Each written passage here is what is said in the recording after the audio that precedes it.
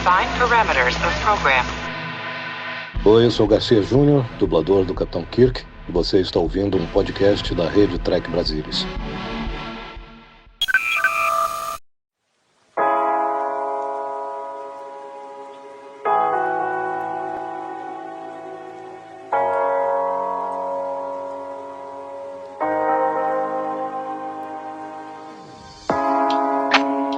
Olá, senhoras e senhores, sejam muito bem-vindos a mais uma Resenha Jedi, o seu podcast de Star Wars. Aqui, o meu nome é Gustavo Gobi e hoje estou aqui com meus queridos amigos, como sempre, Salvador Nogueira. E aí, Salvador, tudo bem?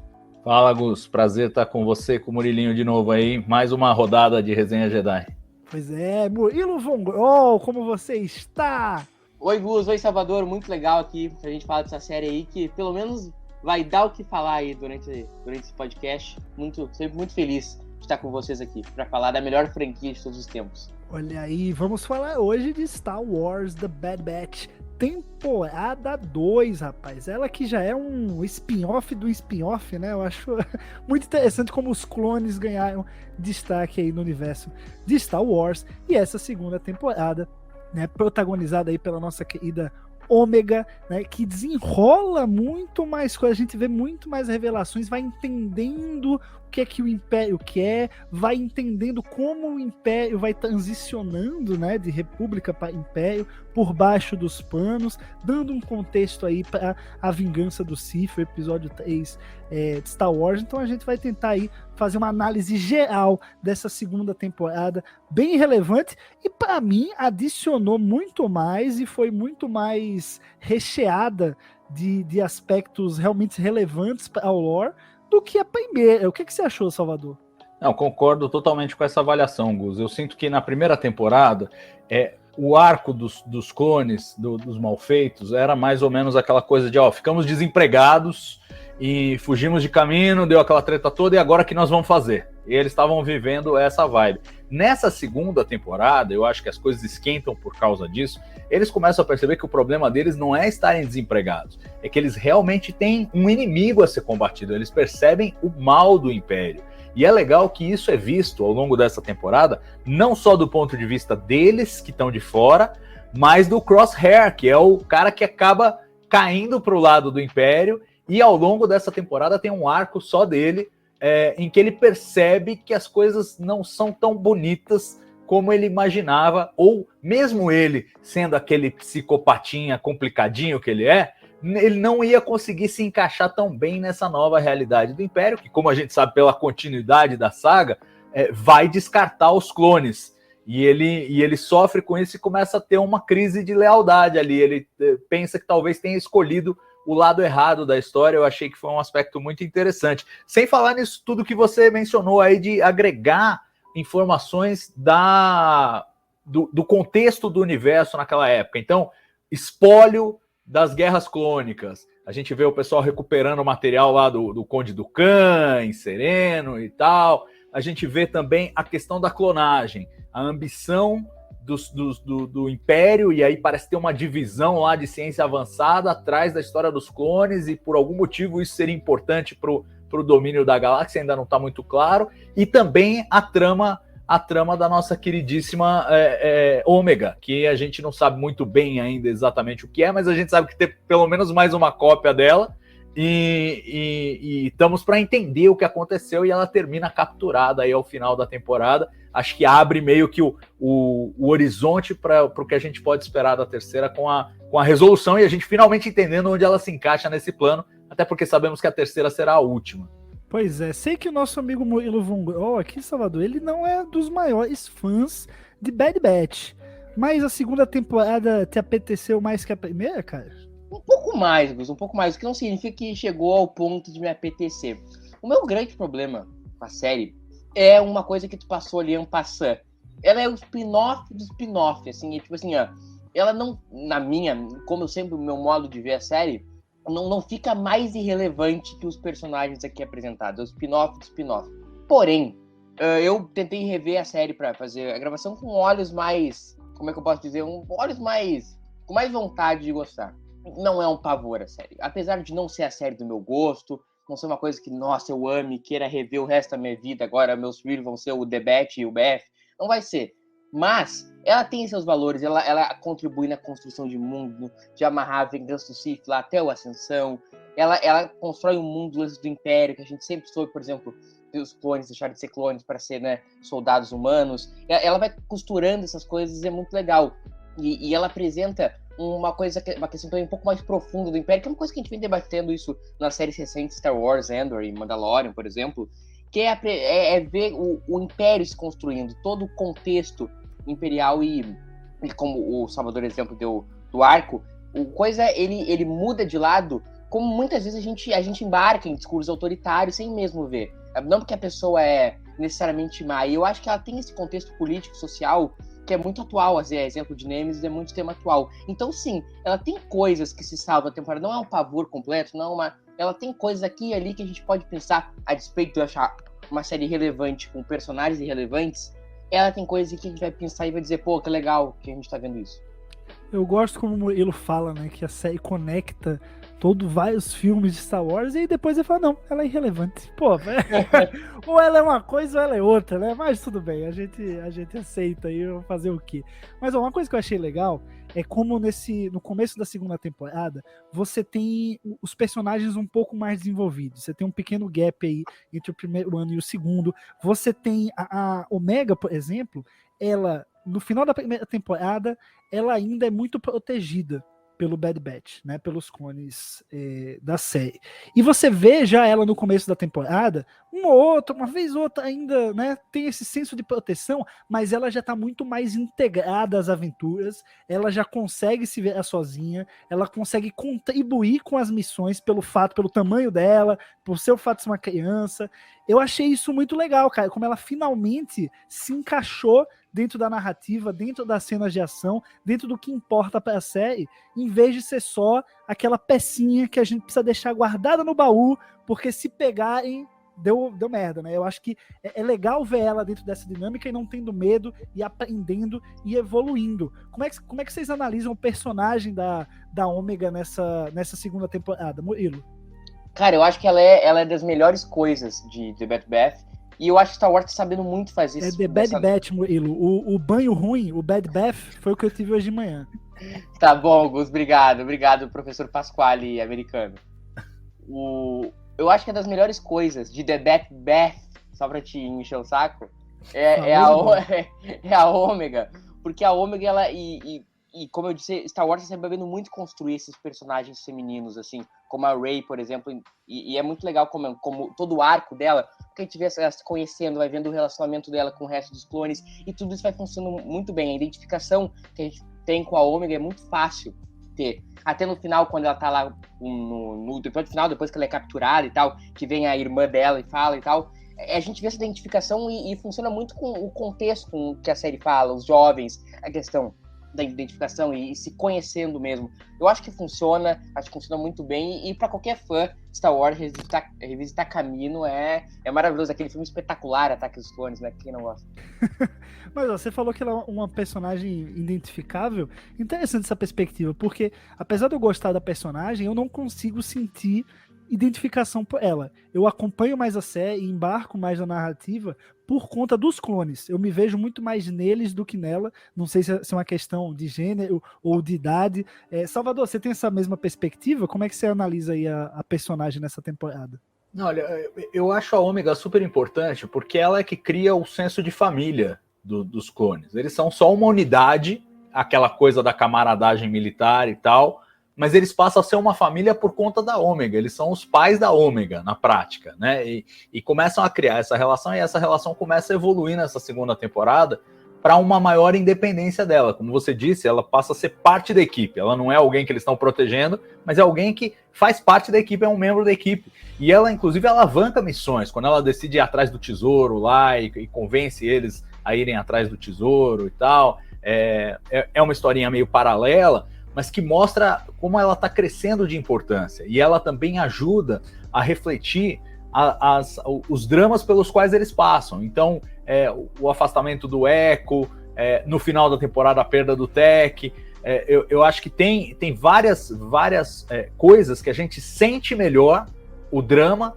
por conta da presença da Ômega ali, que transborda essas emoções, pelo fato de ser mais jovem, ser mais imatura. Então ela permite a gente explorar essas emoções de forma mais contundente. Eu não diria que eu tenho uma identificação maior com os clones ou com ela. Eu acho que todos os personagens funcionam ali dentro do que eles ambicionam atingir. Eu, pessoalmente, gosto muito do Wrecker. Para mim é o favorito, que é assim, digamos, é a Ômega mais crescidão, assim. Ele é o cara mais coração do grupo e tal, o mais simplão, mas eu gosto muito dele.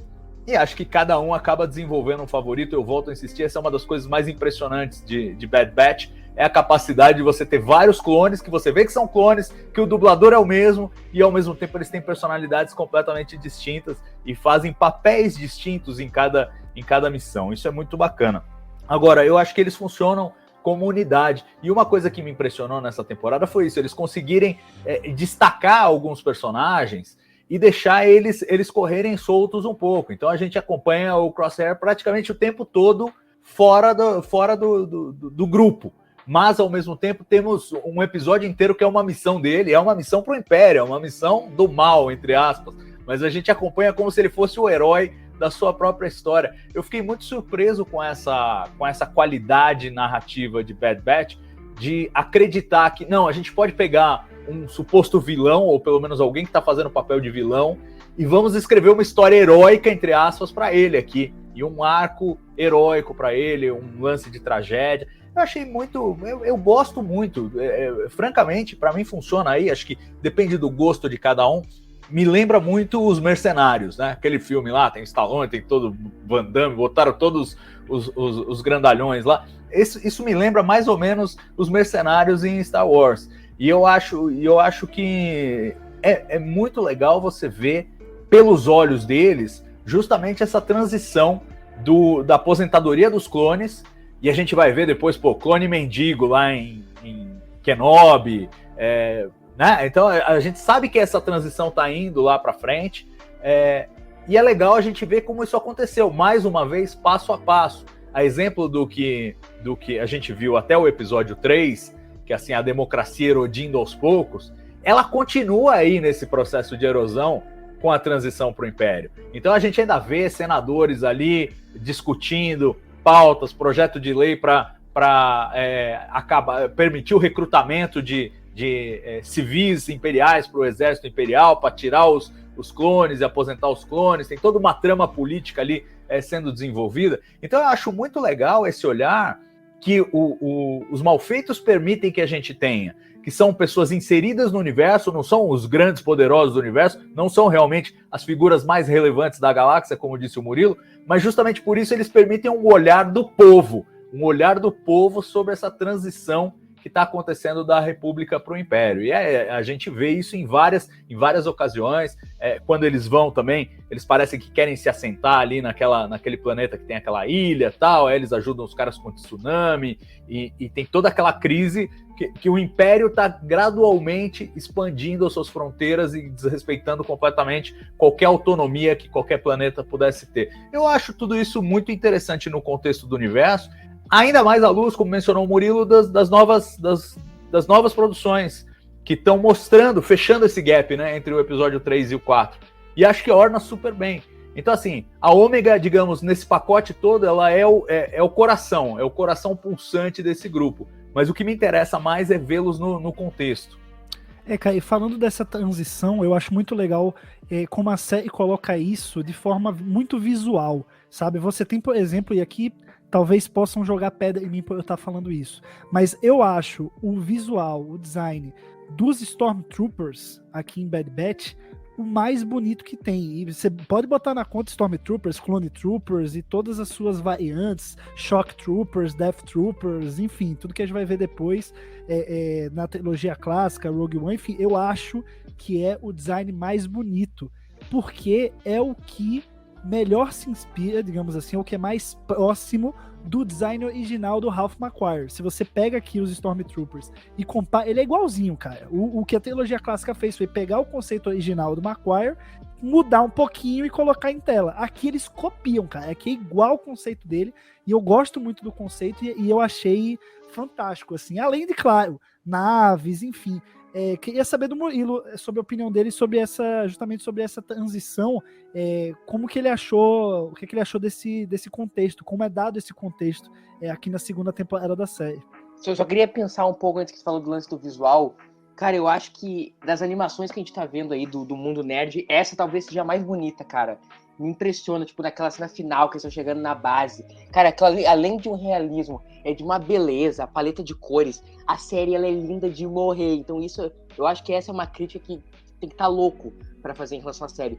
Então a série tá linda, é maravilhosa, o design é incrível, isso aí. Eu veria a série só pelo quão ela é linda. Isso aí eu acho que é um ponto pacífico. A questão da transição, a gente vê, como o Salvador falou, isso sendo construído, né? A gente vê essa questão política. E Star Wars, eu acho que funciona melhor assim nesse sentido, sabe? Eu acho que a trilogia prequel, em certo momento, resolveu fazer, não, nós vamos fazer uma trilogia política. Aqui na Nova Era, eles estão pensando, a gente fala disso em Endor, a gente fala disso em Kenobi, a gente fala disso na animação, aí todos têm um pinça de política. No final, não lembro se é no final ou é no 18, tem uma cena que tal coisa, o Tarkin, todo mundo sentado ali conversando, e aquilo ali é super político, eles estão discutindo que tem gente no Senado que quer defender as cores, como o Salvador disse, a democracia que está em erosão, mas ainda não acabou, então tem gente ainda defendendo os clones, tem uma parte da democracia ainda resiste, até chegar lá numa Nova Esperança, onde o Imperador dissolve o Senado Galáctico e vira uma ditadura mesmo. O que é mais legal nisso tudo é que a gente tinha os 6 filmes, né, até muito pouquíssimo tempo atrás, a gente tinha a trilogia prequel e a trilogia clássica. E a gente tinha uma coisa que a gente preenchia com o nosso fandom ali. E agora, e essa é uma série, um bom exemplo disso, a gente começa a amarrar as coisas, a gente começa a entender e fazer coisas que a gente imaginava mesmo.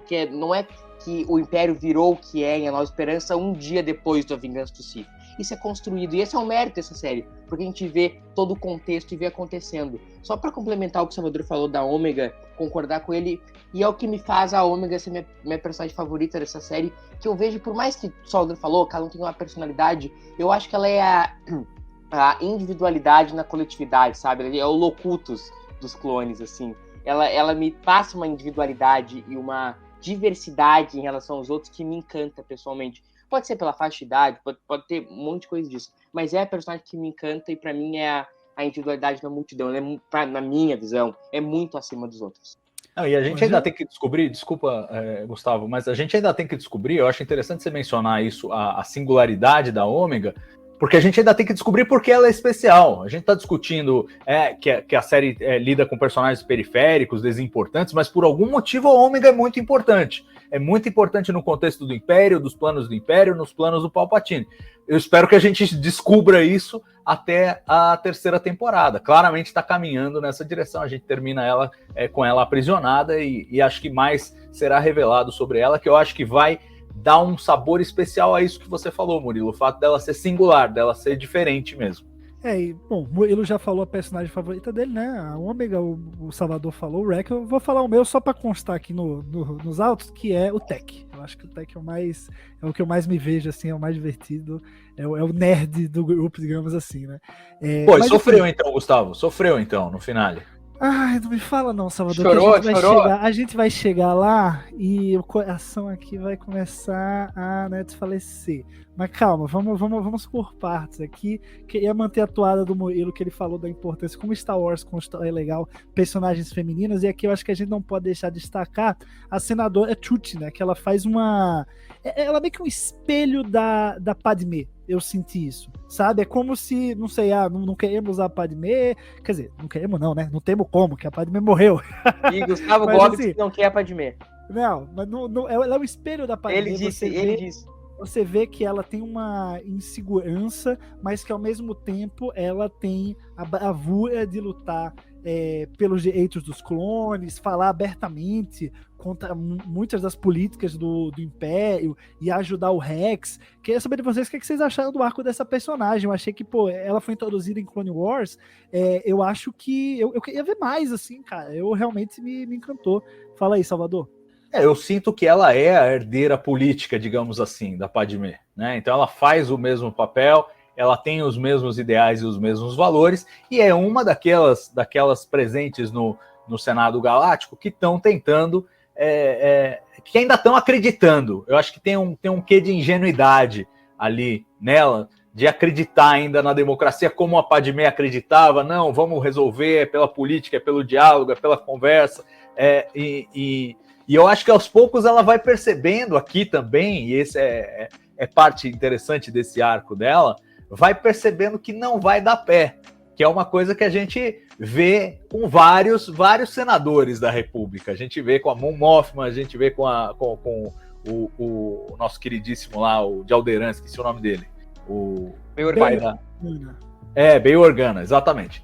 O pai adotivo da Leia. Então, assim, vários deles começam tentando, pelo Senado, manter as coisas num nível civilizado e logo vão descobrindo que não dá pé. Eu acho que ela faz essa descoberta nesse arco, que ela começa a tramar por fora. Não, precisamos proteger os clones e tal, e não sei o quê. Ela começa a perceber que a política não é mais um caminho para a resolução dos problemas da antiga república do novo império.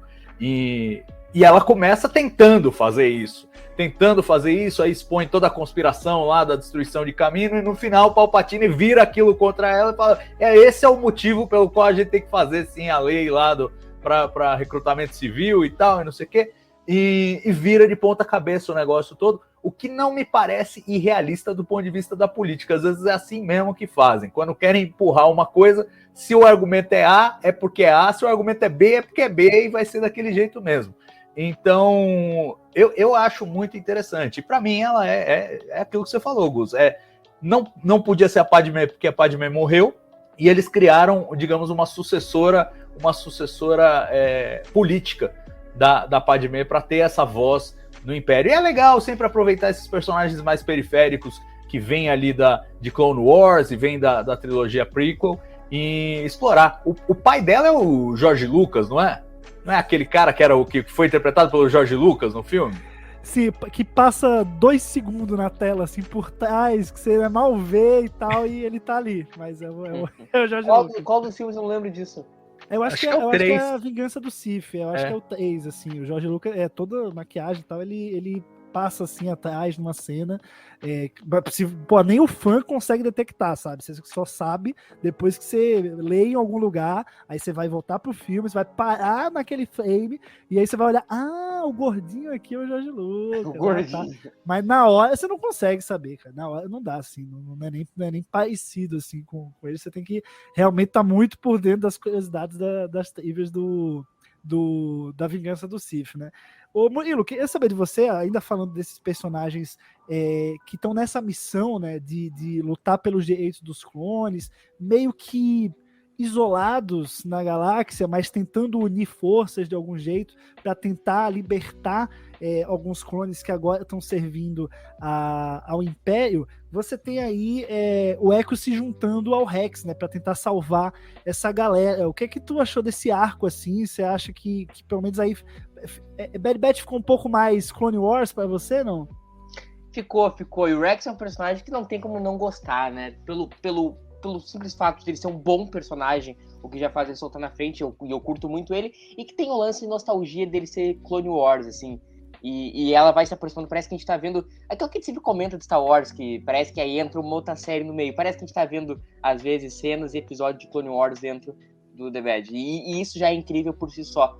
E, me repetindo, a gente vê essa questão política, quando a gente vê a senadora ainda, quando a política ainda é uma arma de defesa para os não favorecidos. Porque ainda, tudo bem, é uma ditadura, é um imperador, mas a política ainda é uma arma que possa ser usada para defender os não favorecidos. E daqui a pouco não vai virar, vai ter que ser na bala mesmo, vai ter que ser invadindo a Estrela da Morte. E o Rex é um pouco desse fio já indo pro lance do não, cara, não tem outra solução senão a gente ir na arma e tal. E é uma construção muito legal dentro. E o Rex é um personagem fantástico, né? Eu dou gargalhadas e gargalhadas vendo o Rex. Saudades de Clone Wars. Pois é, cara. E aí, ó, teve também personagem que, pô, tá no meu coração. Está no meu... E quem não gosta é maluco, tá? Maluco. Ele que também veio direto de Clone Wars, que é o nosso querido Gandhi, o Wookiee Jedi, que está aqui em Bad Batch novamente. Eu, quando ele apareceu, vibrei, falei, porra, ele sobreviveu, ó, do 66, que coisa maravilhosa, porra, que delícia. Salvador, suas palavras para Gandhi, é isso. Eu, por mim, eu fazia um episódio aqui no Resident Evil só para Gandhi. Eu não sei como a gente ia desenvolver um episódio inteiro sobre ele, mas é divertido ver esses personagens, e eu acho que tem muito esse aspecto que você destacou, dos sobreviventes, que a gente não sabe muito bem, a representação da Ordem 66 lá foi uma coisa meio sumária, e a gente sabe que os sobreviventes se espalharam, mas a gente não sabe exatamente quem. Então descobrir, por exemplo, a gente acabou de descobrir em Mandalorian como é que foi a sobrevivência do Grogu, né?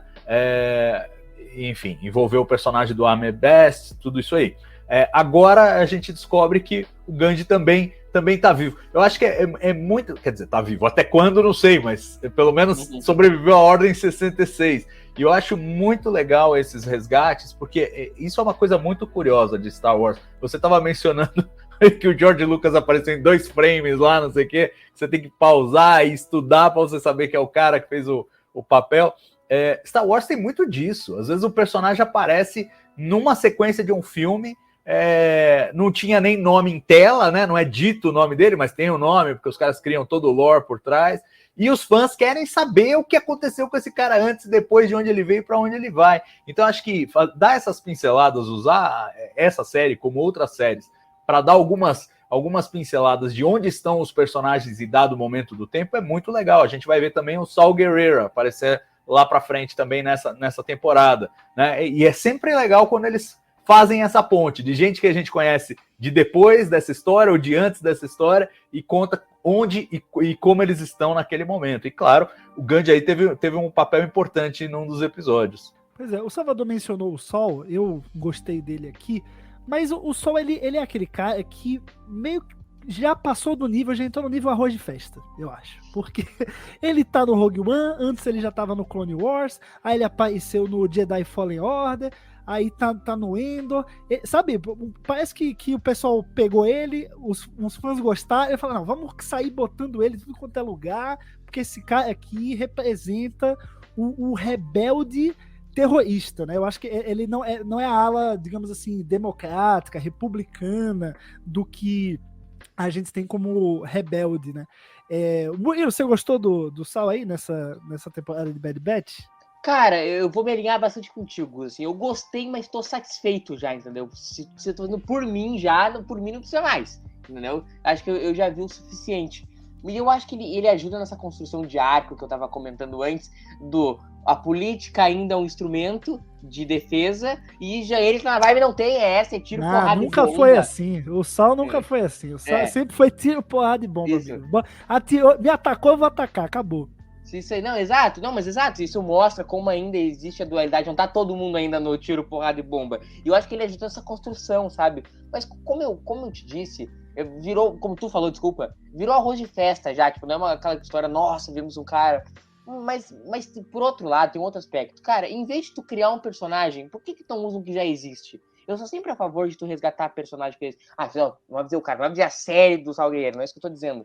Mas, se é pra usar, tipo, o cara vai ser um papel em um episódio, cara, faz um afaguinho nos fãs, pega um cara que eles conhecem, não vai pegar um cara que não vai fazer um episódio sair de lugar nenhum pra lugar nenhum, entendeu? Pega um cara, pega um cara que já existe, o cara fez meia cena, no caso dele não é isso, ele faz cena em todas as séries, mas não precisa criar já tem um, entendeu? Mas também tô satisfeito, pode pegar outros, esse aí já tamo bem. Ele já fez o Natal das Crianças com Star Wars. Com certeza, cara, com certeza. Você, Salvador, ele mencionou assim, de você ter justamente esse núcleo, né, que busca uma solução mais pacífica, ou pelo menos busca o pacifismo até onde dá, o diálogo até onde dá, a política até onde dá, em vez de partir pro tiro. Como é que você achou da representação disso nessa segunda temporada? Não, eu acho que funciona em múltiplos níveis. A gente já falou da questão política, acho que tem também o arco do Code, que é outro clone que sobrevive ali às guerras clônicas, ele tenta continuar no Império, e ele, ao longo dessa temporada, ele tem essa percepção de que não vai rolar isso aqui não é pra mim, nós não estamos fazendo a coisa certa. E ele tem esse arco em que ele tá junto com o Crosshair, e primeiro ele quer achar uma solução diplomática, ele quer resolver as coisas na conversa, no velho estilo da República, e o Crosshair já chega, bom, temos que matar esse cara, então mata esse cara, e acabou a conversa.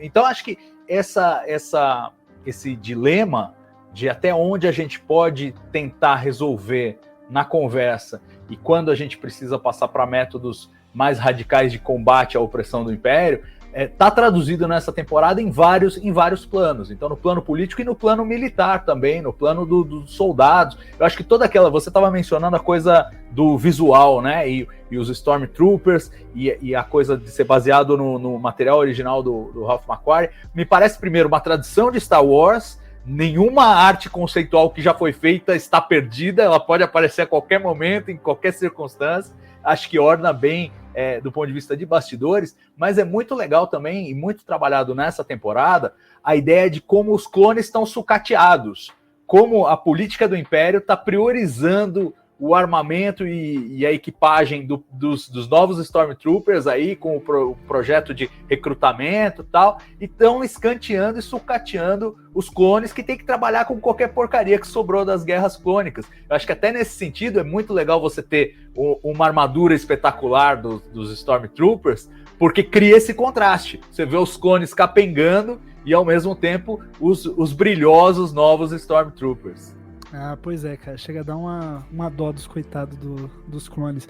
Mas, ó, um personagem aqui que a gente também não pode deixar passar, eu acho que, pô, tá aí, vai fazer um estrago danado aí na terceira temporada, é o nosso nada querido Dr. Hemlock.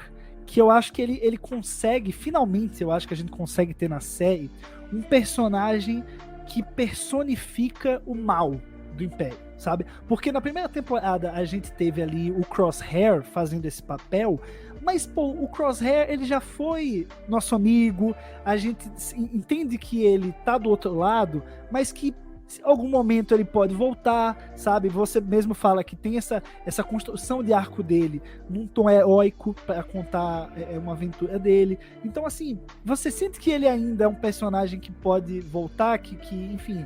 Ele não é 100% mal, né? Ele não é a encarnação do mal. O Dr. Hemlock, não. O Dr. Hemlock, pô, é insano, doido, imperial, e é isso aí mesmo, é o cientista maluco, né? O arquétipo clássico do cientista maluco, e que consegue dar esse teor mais vilanesco, que eu acho que, apesar de todo o crescimento do Império, toda a repressão causada pelo Império, e o medo que o Império causa, você precisa de personagem fazendo esse papel, personificando isso, sabe? Porque senão vira uma coisa muito amorfa, né, cara? O Império é do mal. Tá, mas o que exatamente é o Império?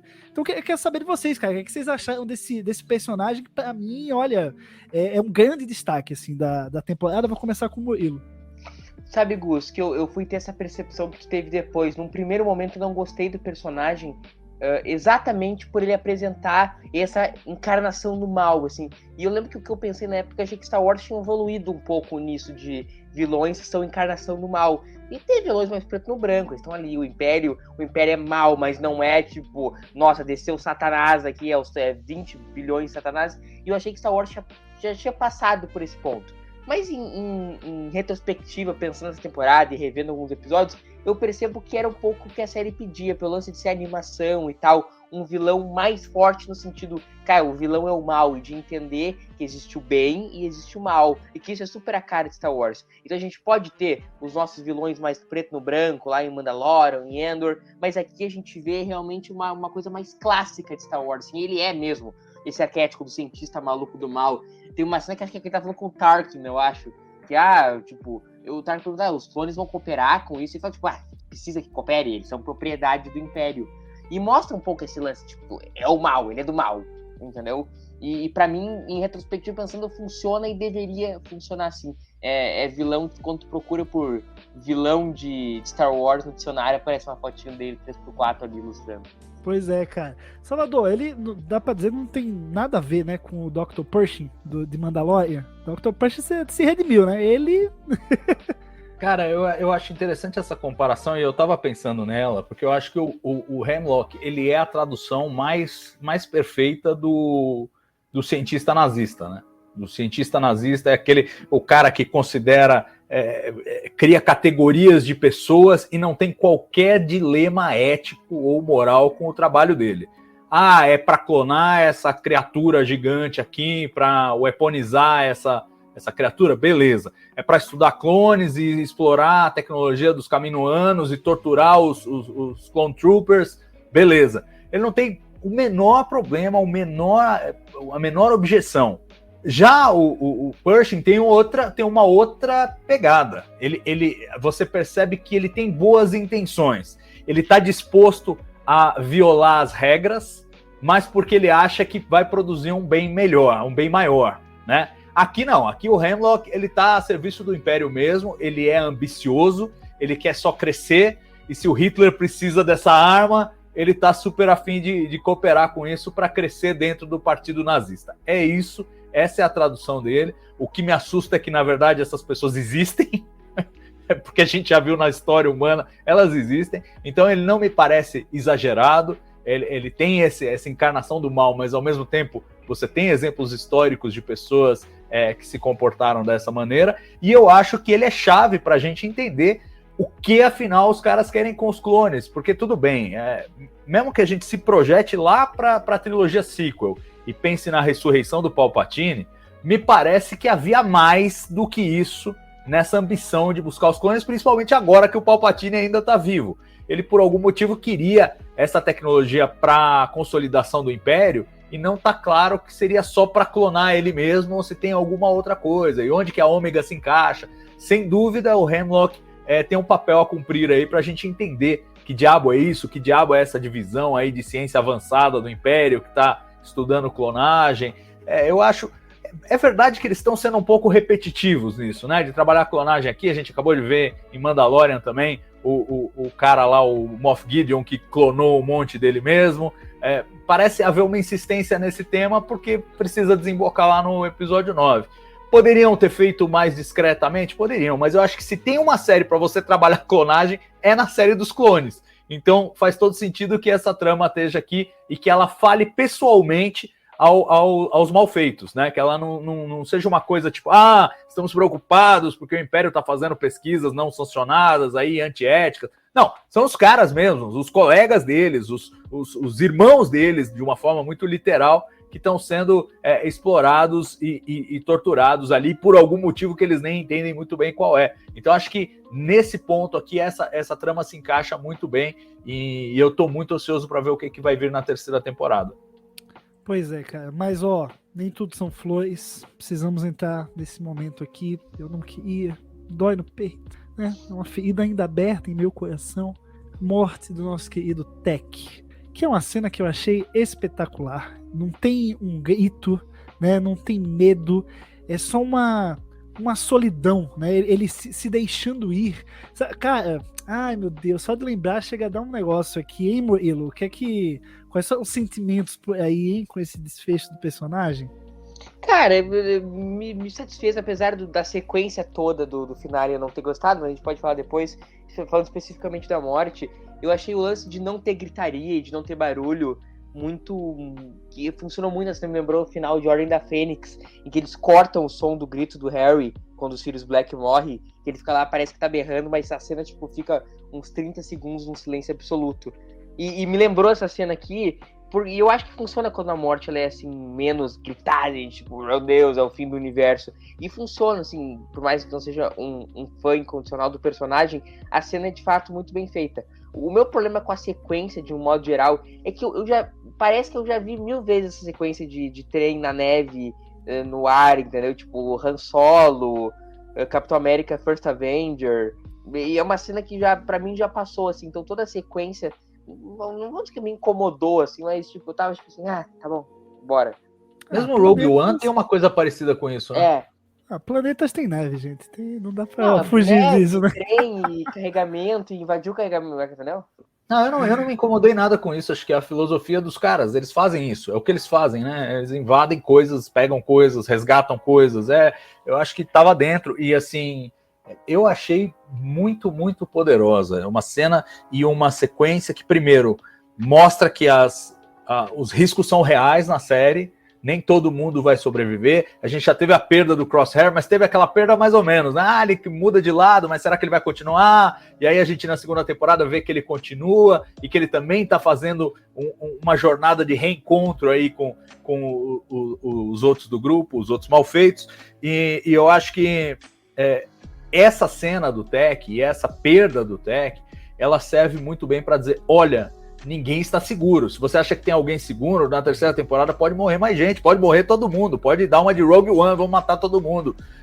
Tudo pode acontecer, é um momento muito sombrio da galáxia e ninguém está seguro. Achei especialmente triste porque construíram o arco do Tech justamente para a gente sentir num nível pessoalíssimo, assim, personalíssimo, a perda dele. Arrumaram até uma namoradinha para ele, tava todo mundo, o ambiente tava tão legal para ele.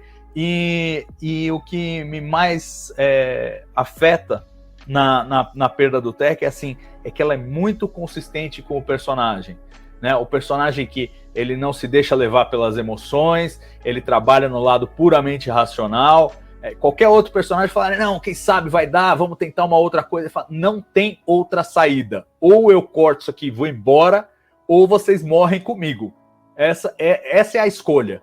E ele faz a escolha que ninguém é capaz de fazer, né? Então acho que assim, é muito fiel ao personagem, ao que é o personagem. E nos dói mais ainda, porque ele, de novo, tinha a namoradinha lá, a gente torcendo, Tech, se abre um pouco, seja um pouco mais humano, e ele vai até o final naquela coisa da lógica, do raciocínio, e morre por causa disso. É muito forte, acho que tem toda essa combinação, e é muito bem executado, uma cena... Eu fiquei arrasado também, Putz, perdemos o Tech. Quando foi que nós seguimos ordens, né? Porra, que... Ai, que dor. Chega a cair uma gota de suor dos olhos aqui. Mas, a gente não pode terminar esse papo sem falar do destino da Ômega, né? E do que a gente pode esperar da terceira temporada, o que a série nos deixa para a terceira temporada. Ela que é resgatada, a gente tem um interesse do Palpatine ali, o Império, né, vai, enfim, fazer estudos, enfim, isso eu quero saber de vocês aí. Fechamento da Ômega nessa segunda temporada e perspectivas para o terceiro e último ano de Bad Batch. Vou começar com você, Salvador, agora. Bom, eu tenho tocado, praticamente todas as minhas respostas desembocam nisso, porque eu não vou sossegar enquanto eu não souber que diabo é 2024, Salvador, agora. É só 2024. Qual é a importância dela, por que essa coisa toda? E assim, quero ver muito a relação dela com a Nala C e com a coisa toda dos Kaminoanos e qual era esse experimento, afinal, com a Ômega, né? Eu acho que isso tudo vai ser desenovelado aí na terceira temporada e é uma expectativa muito grande que eu tenho. Eu fico até me perguntando se a terceira temporada vai ser mais focada e vai ter mais esse passo a passo, ou a gente vai ter alguns lances episódicos, porque a gente viu muitos arcos episódicos aí, bem no estilo de Clone Wars mesmo, 2, 3 episódios que formam um bloco e contam uma história meio fechadinha, tal. Alguns com pontas que eles abrem a ponta aqui para fechar lá no final, como a traição da Cid e tal, mas de certa maneira com um sabor meio episódico. Agora, com esse drama todo e com uma clareza de propósito muito maior para os malfeitos, eles sabem, eles estão contra o Império, eles querem resgatar a Ômega, eles perderam o Tech, eles sabem que o Império realmente é maligno. Se não vai ter um foco muito maior, não vai ser meio uma temporada de endgame, assim, em que cada episódio vai avançar a gente nessa questão aí da trama da Ômega e como isso vai terminar. Se vai terminar com um final feliz, eles vão conseguir resgatá-la, eles vão conseguir escapar, ninguém mais vai morrer, ou se vai terminar do jeito Rogue One, morre todo mundo mesmo e acabou. Vamos ver o que vai ser. Eu tenho uma curiosidade enorme. Acho que eles construíram bem nessas 2 temporadas, não só as personalidades, como as apostas, e agora a terceira temporada vem para entregar tudo isso. Só fico frustrado que vai acabar na terceira, mas enfim, ossos do ofício. Parece correto, né? Parece correto. Eu acho que assim, com o fechamento da segunda, com o que aconteceu no final da segunda, faz sentido a terceira ser a última, sabe? Não é uma coisa que simplesmente fala, não, vai ter só a terceira mesmo, porque a série foi cancelada, alguma coisa do tipo. Não, eu acho que narrativamente faz sentido. O que você acha, Murilo? Não, eu acho que é um momento de encerrar exatamente pra não ficar entrando no terreno de outra série, sabe? E de contextos políticos. Então, cara, contamos essa história até aqui, vamos até aqui. Me alinho no que o Salvador falou, me interessa saber o que vai acontecer com a Ômega e tem uma esperança que talvez vá desembocar lá na Ascensão e ela seja talvez uma chave pra gente entender tudo isso. É uma expectativa que eu tenho e uma expectativa que a série seja mais focada na Ômega, porque de várias coisas que eu gosto e não gosto na série, a Ômega, de fato, é a que eu mais gosto. Mas ao mesmo tempo, cara, a gente teve quantos episódios na primeira temporada, na segunda temporada? Bilhões. Então tem espaço pra tudo e tem espaço pra todo mundo.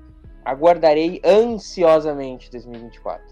Com certeza, até porque aqui, né, são os stakes, né, estão lá em cima. Então, assim, é Palpatine agora no jogo, entendeu? Não é Crosshair, não é o Hammer. Vai ter o Crosshair, tem o Hammer, mas assim, agora o negócio é com o pai, é o vilão dos vilões da saga de Star Wars. Então não tá pra brincadeira. Se o Murilo achou que os personagens aqui são irrelevantes, na terceira temporada, quando a gente for analisar aqui, ele não vai poder falar, porque o Palpamito está lá, não é isso mesmo, Salvador? Bom, assim esperamos, né? A gente teve um vislumbre dele nessa segunda temporada, espero que ele entre de sola na terceira. Sem dúvida, cara. Gus, anotem minha profecia, então, já que eu não gostei das primeiras temporadas, anotem minha profecia. A terceira temporada não será só a melhor temporada da história de Star Wars, será a melhor obra cinematográfica da história de Star Wars, melhor que Império Contra-Ataca. Tá? Uma série ser a melhor obra cinematográfica nem tem como, né? Mas entendeu? Enfim, não vamos... Anotem, marquem minhas palavras. Só no Murilo Verso. Só no Murilo Verso. No fantástico mundo de Murilo. Mas, temos que dar as notas, né? Falamos no episódio passado da terceira temporada de Mandalorian, demos as nossas notas, vamos aqui dar as nossas notas para a segunda temporada de Bad Batch. De 0 a 5, Murilo Von Grol, quantas estrelas aí você dá para a segunda temporada de Bad Batch? 1,5. Tá de brincadeira, Murilinho? Que é isso, cara? A primeira temporada eu daria 1, então 1,5 nós temos uma evolução. Perdoa, Senhor, ele não sabe o que diz. E você, Salvador, quantas estrelas para essa temporada? Cara, essa temporada é de 1 a 5, né, que a gente dá aqui. Exato, 0 a 5. 0 a 5. Vou dar, para essa temporada eu vou dar 4. Para a temporada anterior, 2,5. Acho que ela ainda estava achando o seu caminho e de vez em quando se perdia um pouco, mas eu achei essa temporada muito focada, assim, muito. Cada episódio me interessava e cada lance dos personagens e a exploração periférica do universo, tudo me interessou, tudo funcionou para mim. Só não é perfeito porque não tem Jedi. E aí Jedi perde um pontinho, mas tem o maior de todos, Salvador, Gandhi, o Wookiee Jedi, cara. Como que não tem Jedi? Ele é Padawan. O Gandhi é Padawan, não é? Padawan não conta como Jedi, pô. Sobreviveu a Ordem 66. Tá melhor que Jedi. Que é o quê? Tá vivo. É Padawan. Não, o cara que passa no Ordem 66, ele já fez todos os testes ali, o da coragem, do espírito. Ele fez o teste prático, cara. Você sobreviveu à maior caçada a Jedi da história, pô. Salvador chinelhando o coisa aí, vê se pode. Não, só tô dizendo que ele é Padawan, que assim, não é um Jedi, assim, muito Jedi, que a gente viu, nossa, esse foi o episódio do Jedi. Não, né? Mas enfim, 4 estrelas para a segunda temporada, 2,5 para a primeira temporada. Essa é a minha nota. Respeitem Gandhi, mas vou dar minha nota também. Né? A primeira temporada eu vou ficar no 3,5 e essa eu vou ficar no 4. Acho que teve eu gostei muito da primeira, teve um claro salto para a segunda. Ainda alguns elementos me incomodam aqui e ali, mas eu acho que, cara, pelo que essa segunda temporada constrói, né, para o que a gente vai ver na terceira, eu acho que sabe, é muita coisa, é muita informação, é muito detalhe, cada personagem vem acrescentando, também acrescentado ao Lord Star Wars, a construção do personagem. Então assim, você vê realmente, como o Salvador falou, é mais focado, é mais empolgante até, eu diria, sabe, é mais legal de você acompanhar mesmo, de você ver aqueles personagens, o crescimento deles, a consolidação. Eu acho que é isso. A primeira temporada ela apresenta, mas nessa consolida os personagens, né? E a terceira eu acho que vai torná-los heróicos, torná-los ícones, que é quando eles vão enfrentar realmente o perigo maior. aí personificado no próprio imperador que tem interesse na nossa querida Ômega. Então vou ficar com 4 estrelas.